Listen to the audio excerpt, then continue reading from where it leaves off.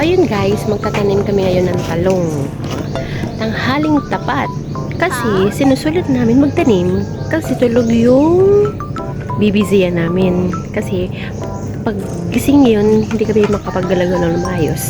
So ayun guys. So ayan siya. Yung mga talong. Oh, wow! Tapos dito naman yung okra. Yan yung okra. At dito naman sa bandang taas yung talong. Ayan, may mga bunga na siya. Ayan.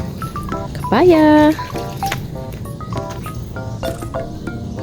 Mga dahon. At syempre, ang aking oktakto. Ayan. Nakailang harvest na ako yan, no?